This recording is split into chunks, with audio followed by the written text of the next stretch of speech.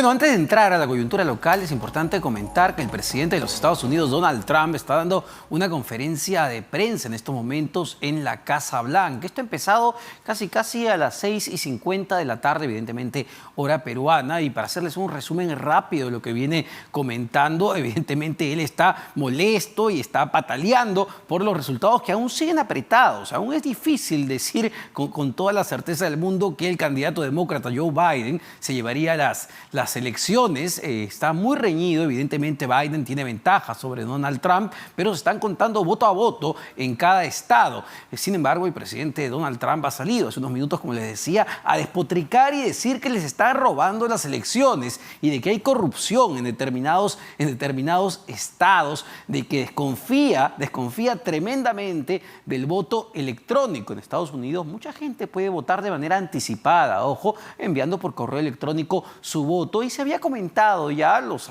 internacionalistas en este aspecto habían dicho que mucho voto por el Partido Demócrata venía justamente a través del voto electrónico, porque era gente que evitaba ir a las urnas para evitar evidentemente los contagios y las aglomeraciones, mientras que el voto republicano sí era el que asistía a las urnas a votar. Sin embargo, el presidente Trump lo que está diciendo en este momento es que se les está robando las elecciones, que hay corrupción, que se está manipulando, que no se está permitiendo a los observadores, que se mantienen muy alejados a los observadores del Partido Republicano.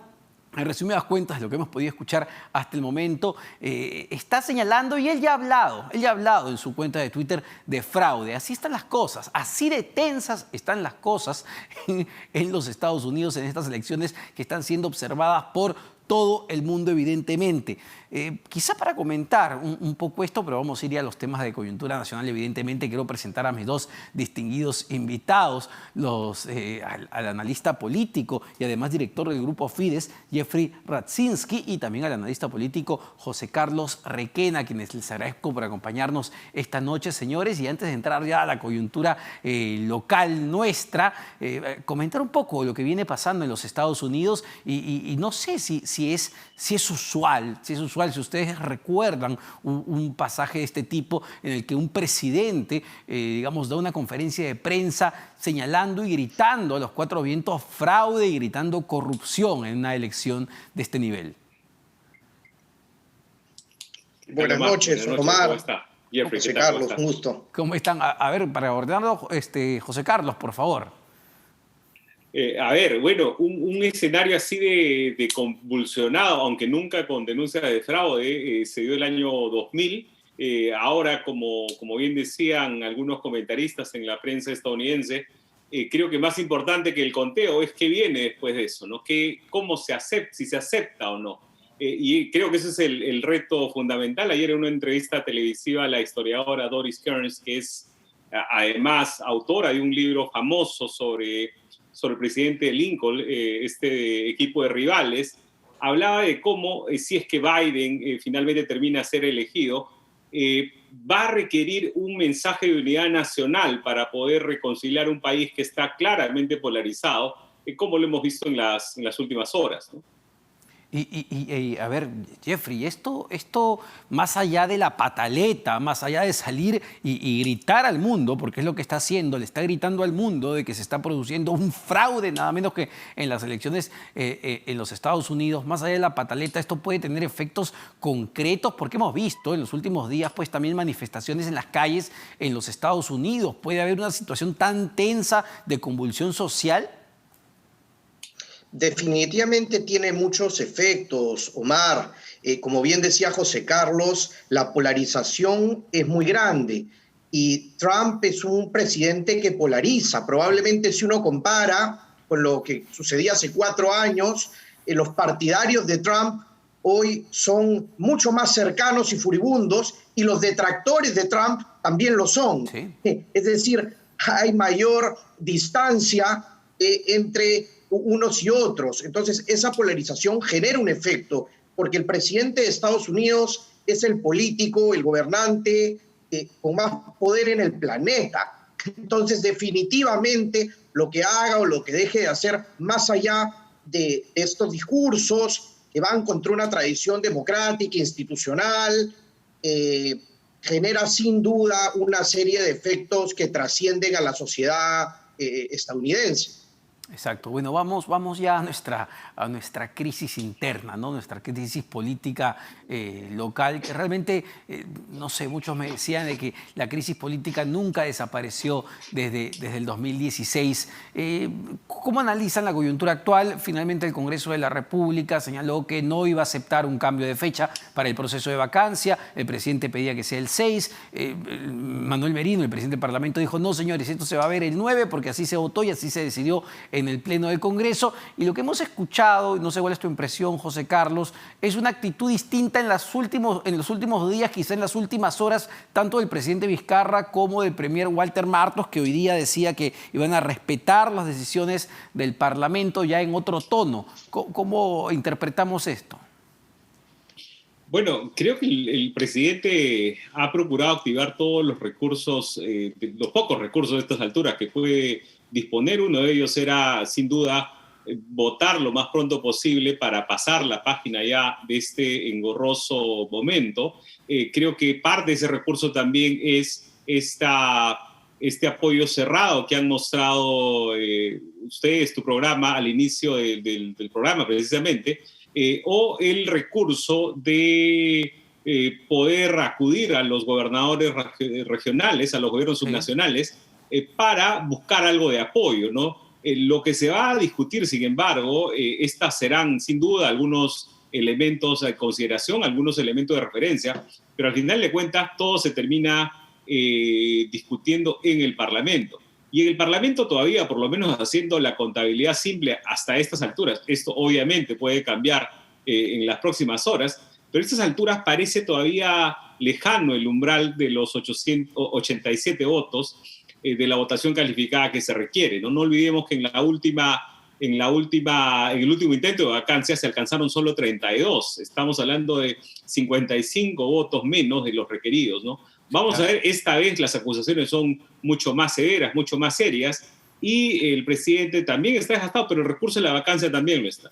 Hay quizá, y esto se rumoreaba mucho, ha rondado mucho en los últimos días, hay una preocupación tanto del Ejecutivo y una expectativa de los parlamentarios de ver qué es lo que sale el fin de semana, Jeffrey, porque de lo contrario, pues tampoco tiene mucho asidero o relevancia el hecho de que esto se vea el viernes 6 o el lunes 9, vamos, son 2 días de diferencia. ¿Qué puede cambiar a menos que el fin de semana haya algo que cambie las voluntades y las cosas? De alguna manera, el presidente Vizcarra ha dado lugar a más especulaciones sobre ese tema, porque cuando solicita que se adelante su presentación en el Congreso, de alguna manera lo que está diciendo es que mientras antes mejor, y claro, bajo la justificación de la incertidumbre que efectivamente genera una cuestión tan seria, y paradójicamente con tan poco espacio en el debate público, ¿no? Sí. Porque estamos hablando de una vacancia presidencial y si tú te fijas los asuntos, digamos, de debate nacional, público, en las distintas ciudades, no tienen un espacio tan grande, pero da lugar a dos cosas. La primera, la especulación para conseguir los votos. Yo coincido en eso con José Carlos, que en este momento no se tienen, digamos, los impulsores de la vacancia en este momento no lo tienen, ya hay algunos partidos que se han manifestado en contra. Y lo segundo es que se genere, digamos, presión mediática a partir de nuevos hechos o nuevas denuncias, ¿no? Es decir, con lo que tenemos hasta el momento, no habría vacancia, pero de aquí al lunes, pues no sabemos exactamente qué podrá ocurrir. En todo caso, el asunto de fondo es que el intento de vacancia, más allá del resultado, también posiciona políticamente algunas bancadas y algunos personajes en el inicio de la campaña electoral. Yo creo que no se puede analizar, digamos, este pedido de vacancia sin ponerlo en el marco del inicio de una campaña electoral. A ver, muy buen punto, Jeffrey. José Carlos, esto, digamos, ¿cómo queda Vizcarra luego de lunes? Basados en que no tienen los votos, no alcanzan los votos, fracasa este nuevo intento de vacancia, pero ¿cómo queda el presidente? ¿Sale fortalecido de este nuevo intento de vacancia o sale debilitado? Y quizá ese es el objetivo fundamental de estos grupos, no solo posicionarse electoralmente, sino golpear y debilitar al presidente por la altísima popularidad que tiene. Sí, bueno, en esto del posicionamiento electoral, la verdad, a mí más bien me da la impresión que las bancadas quisieran que lo que pasa en el Congreso no les termine salpicando, no las contamine. De hecho, una posición llamativa fue la que tuvo Daniel Urresti, uno de los pocos candidatos presidenciales, congresista en funciones, que votó en contra de la moción de vacancia, ¿no? Entonces, creo que la consideración más importante respecto al Congreso es que todo lo que pasa ahí no me salpique, ¿no? Y pasando ya a lo que mencionabas, creo que, mira, no creo que el presidente salga, yo creo que el presidente está en una situación muy contradictoria, en que reteniendo el poder y teniendo todavía, siendo capaz, como lo recordaba hoy en mi columna en El Comercio, el presidente García el año 2009 decía que el presidente tenía el poder no de hacer que gane el que él quiere, pero sí de impedir que gane el que él no quiere, ¿no? El presidente Vizcarra dispone todavía del recurso de manejar toda la administración pública, todo el Estado, y en consecuencia tiene muchos recursos a su disposición. Lo importante es que estos recursos no sean utilizados para favorecer o entorpecer la gestión la candidatura de ninguno de los aspirantes a la presidencia. Ahora, ¿tú crees? Creo que el presidente queda en una situación, digamos, a estas alturas, lo único de lo que dispone es ese control y también, sin duda, la popularidad que por lo menos según las principales encuestadoras todavía ostenta. Ahora, pero para digamos, no saltar ese punto importante, ¿crees que realmente esto sea un riesgo, José Carlos? Es decir, que el presidente intervenga en las elecciones. Te lo digo porque he escuchado ese argumento de varios parlamentarios en la última semana, el temor de que el presidente meta mano en las elecciones. Mira, más que un riesgo es precisamente un temor. Y creo que si los actores políticos no terminan de estar con ese temor despejado, siempre va a representar un espacio de desconfianza, ¿no? Puede ser, Jeffrey, digamos, es un temor, pero ¿puede materializarse esto, el hecho de que Vizcarra se sienta acorralado de alguna manera por las constantes acusaciones, porque esto va a continuar en el Ministerio Público y se vea tentado a sentar una posición definida en contra o a favor de una agrupación política? A ver, yo creo que ahí hay dos discusiones, ¿no? Porque una es la política, que es la que estamos viendo, y ahí sobre la mención que hacía José Carlos, yo recuerdo esas declaraciones del expresidente García, pero al final el resultado fue opuesto a lo que él planteaba, ¿no? Eran en un contexto de rechazo a la candidatura, en ese caso de Ollanta Humala, que finalmente termina siendo electo, ¿no?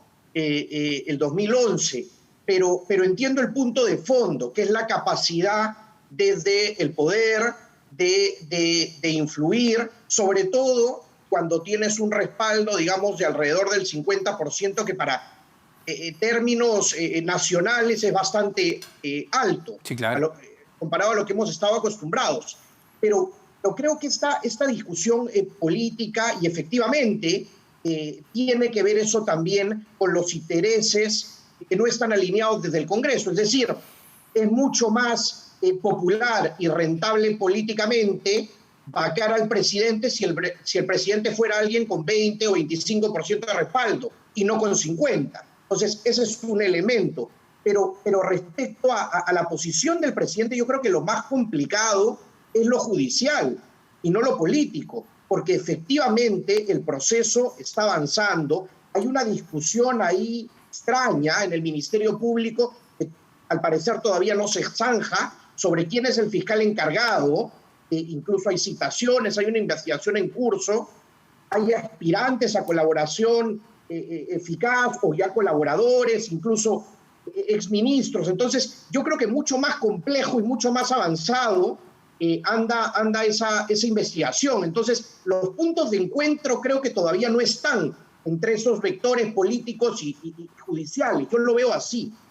Sin embargo, mucha gente se preguntará cómo hemos llegado a una situación de este tipo. Estamos hablando, y corrígeme si me equivoco, 3, 4 vacancias o intentos de vacancia en los últimos 3 años, una cosa inaudita si repasamos la historia del país. ¿Cómo hemos llegado a esta situación, José Carlos? El día de hoy me parece Perú 21 hace un análisis interesante sobre la importancia de contar con una bancada en el Parlamento. Bueno, esa precisamente es uno de los elementos, ¿no?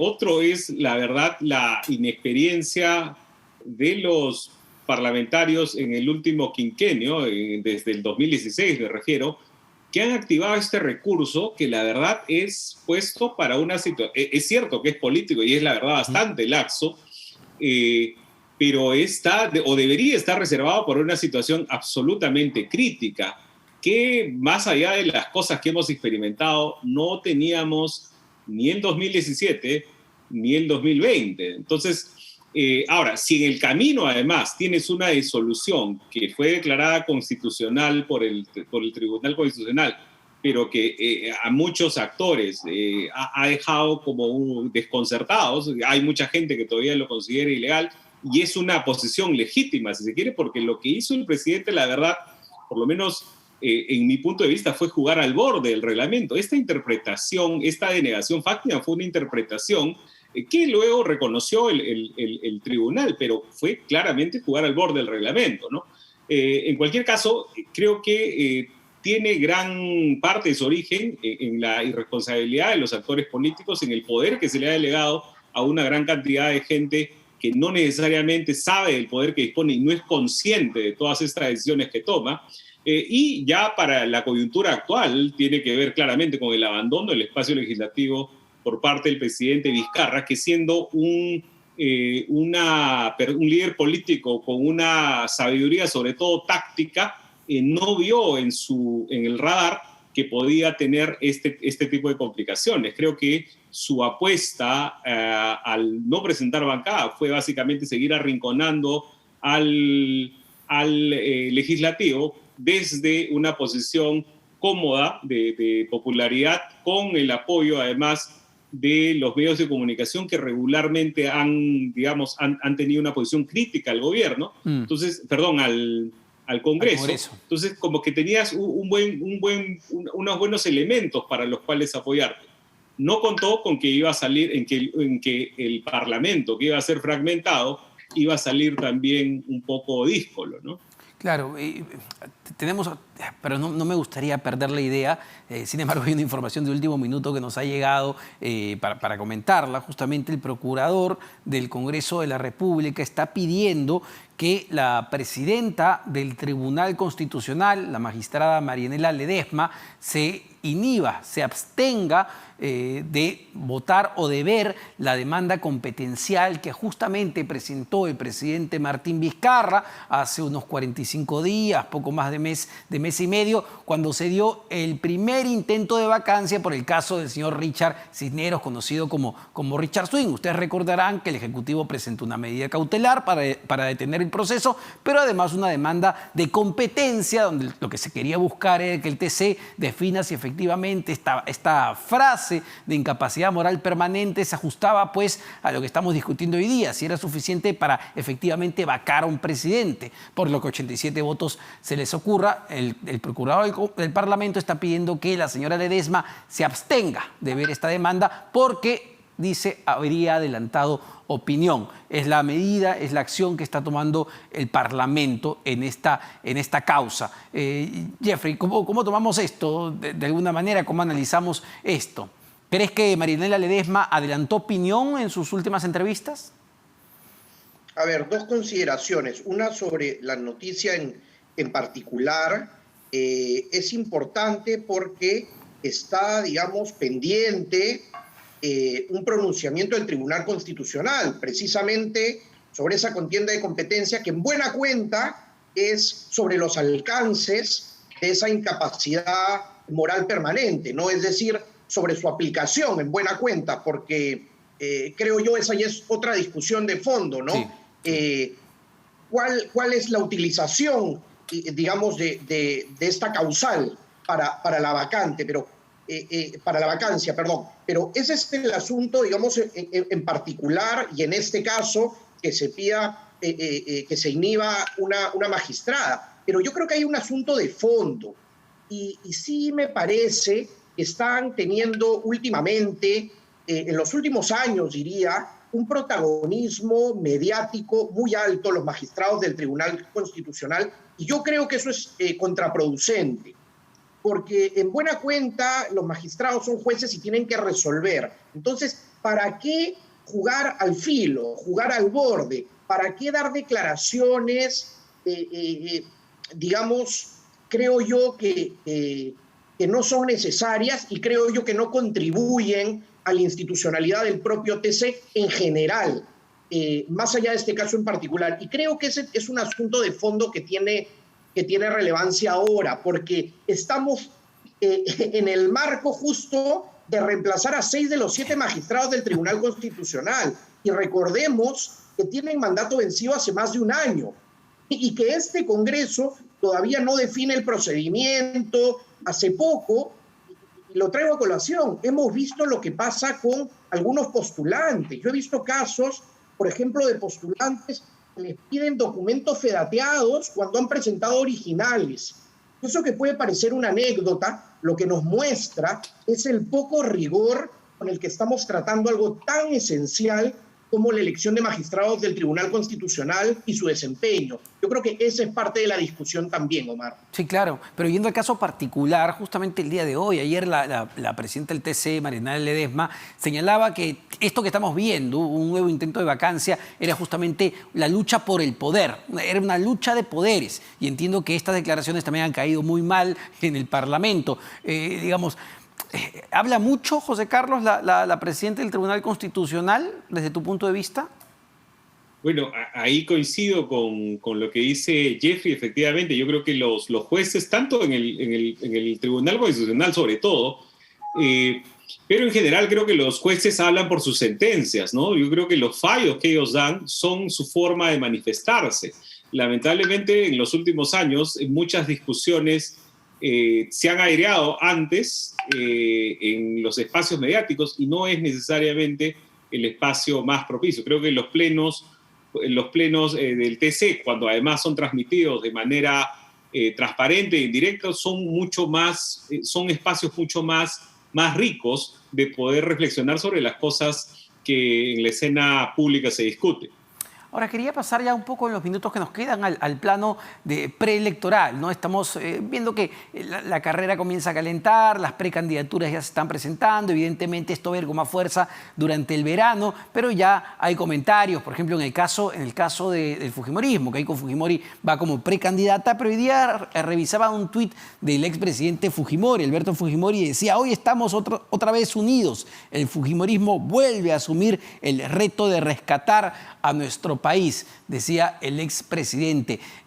Jeffrey, ¿esto ayuda a la candidatura de Keiko Fujimori? Porque la imagen que entiendo buscan mostrar es de un Fujimorismo nuevamente unido, cohesionado. Definitivamente Fuerza Popular tiene peso político por el apellido Fujimori. Eso es lo que sostiene, es la estructura base y el respaldo popular de Fuerza Popular, del partido, digo, y de la candidatura, es el apellido Fujimori. Entonces, creo que lo que está intentando, no solo con ese mensaje, si uno revisa también las listas de los precandidatos al Congreso, encontrará, por ejemplo, cuando uno ve al doctor Aguinaga, por citar un ejemplo, representantes políticos cercanos, digamos, a Alberto Fujimori, hoy en la lista de Keiko. Es decir, el mensaje plasmado, digamos, con estos personajes. Mi sensación es que Keiko Fujimori siempre ha estado en campaña electoral, ¿no? Incluso presa o después, cuando dijo que se retiraba por momentos, y digamos, parte de la estrategia que vienen construyendo es precisamente regresar, digamos, a esa base sobre las cuales hubo una fricción muy grande. Pero ahí creo que lo que pesa es, en primer lugar, si uno revisa hoy día el respaldo del fujimorismo, es más o menos la tercera parte de lo que tenían hace 5 años. Un golpe muy fuerte para el fujimorismo, la gestión del Congreso de la República. Pero a su vez, esa tercera parte le alcanza para ser una de las fuerzas políticas más importantes en el Perú. Entonces, esa es una de las paradojas con el fujimorismo, ¿no? Sí, claro. Pero, José Carlos, ¿acá tú crees que la imagen que se busca proyectar desde el fujimorismo para Keiko Fujimori es esa Keiko, la Keiko de Harvard, recordarás en la última elección, la Keiko más liberal, la Keiko que estaba a favor incluso de la unión civil? ¿Crees que esa es la imagen? Y unido a eso, ¿cómo crees que la performance de su bancada actualmente en este proceso de vacancia pueda terminar afectando la candidatura de Keiko en los siguientes meses? Bueno, en general, digamos, trascendiendo las votaciones de lo que ha sido los intentos de vacancia, creo que en general Fuerza Popular, que en muchos casos ha terminado en alianzas o en votaciones no coordinadas, pero sí en coincidencia con el Partido Morado, por ejemplo, ha terminado siendo digamos, uno de los rezagos de razonabilidad, por lo menos en materia económica en el Parlamento, ¿no? Entonces, quizás podría haber recuperado por ahí algo del capital perdido, efectivamente, en los 3 años que estuvo al frente del Parlamento, que efectivamente, coincido con Jeffrey, fueron muy desgastantes. Una de las cosas que va a pasar ahora con los que quieren reclamar la herencia de los 90, si se quiere, es que además de Fuerza Popular se van a tener al menos 2 candidatos que tienen, no diré discursos, pero sí que quizás en la elección del 16 claramente podrían haber estado en las filas de Fuerza Popular, que son el señor López Aliaga y Hernando de Soto, ¿no? Entonces, lo que era el voto fujimorista más grande ha vuelto, pareciera, a su voto duro, ¿no? Que está en torno al 6-8%, donde se ha mantenido, esa es otra cosa, una resiliencia llamativa por varios meses ya, casi con la misma votación. Entonces, digamos, tiene un suelo importante. Vamos a ver si su techo, como aparentemente las resistencias que todavía presenta en muchos sectores de la población, si su techo es más alto de lo que las encuestas dicen. Ahora, otro dato importante para, digamos, no solo hablar de Keiko Fujimori, sino del otro candidato expectante es George Forsyth. Veía que hoy día lanzó en el Twitter un video con su plancha presidencial y no sé cuál es tu análisis, Jeffrey, al respecto. A mí me daba la impresión, presentó a Patricia Arévalo y al economista Jorge Chávez con mucha experiencia, más allá de las posiciones ideológicas que puedan tener, pero gente con mucha experiencia. Y quizás eso es lo que quiere mostrar, porque la principal crítica a Forsyth ha sido, bueno, que no tiene experiencia, no sabe, ¿qué va a saber él de la presidencia? ¿Tú crees que la imagen que intenta mostrar es esa en este momento? Creo que hay varios componentes, ¿no? Uno es que en la política nacional y con tantos candidatos, algo que sucede es que millones de peruanos no conocen a varios de los candidatos presidenciales, a muchos. Incluso si uno revisa entre los 7, 8 primeros, vas a ver una porción ciudadana que no los identifica, no sabe quiénes son. Una ventaja en el caso de George Forsyth es que la mayoría ciudadana sí lo ubica, sí sabe quién es, por el protagonismo mediático, porque ha sido arquero de Alianza, ¿no? Más allá de la gestión en la municipalidad de La Victoria, el protagonismo mediático que ha tenido, la aparición que ha tenido en televisión en los últimos años es mayor a la gran mayoría. Entonces, ahí hay un elemento. Y efectivamente, cuando hablabas de la presentación de su plancha, mi sensación es que lo que trata de decir es que las falencias que puede tener él o los señalamientos de alguna manera se cubren, ¿no? Ahí está el economista, ¿no? Me tachaban que iba por la derecha o que era parte de... ¿no? Ahí está, digamos, la centroizquierda, si queremos decirlo en un espectro político clásico, sí. ¿No? Yo creo que el mensaje es que este es un espectro abierto, ¿no? Y creo que hay una lógica también de despolitizar en esa imagen, ¿no? Sí. Creo que eso tiene sentido en una etapa preliminar como ahora. Probablemente en unos meses sea otro juego y otra dinámica, ¿no? Ahora, solo para terminar, José Carlos, ¿cuán importante van a ser las cabezas de lista? ¿no? Tipo Nano Guerra García. ¿Cuán importante para jalar justamente? Bueno, creo que el debut del señor Guerra García en esta campaña creo que demuestra lo importantes que son, ¿no? Digamos, Fuerza Popular que había querido, digamos, lanzarse relativamente temprano, enmendar muchas de las cosas que habían pasado en el Congreso disuelto, termina teniendo este primer escollo, que seguramente al ser al inicio de la campaña rápidamente se olvidará, pero digamos, es un debut no tan afortunado, si se quiere, y creo que eso, respondiendo a tu pregunta, es muy importante quién encabeza las listas y los reclutamientos que tienen cada una de las tiendas políticas. Perfecto. Muchas gracias a ambos por esta conversación y este análisis importante de la coyuntura. Todavía faltan varios meses, faltan 5 meses para las elecciones del 2021, pero bueno, esto ya va y está comenzando a calentar. Vamos a una pausa, no se vayan, venimos para hablar nada menos que con la ministra de Desarrollo e Inclusión Social, Patricia Donaire.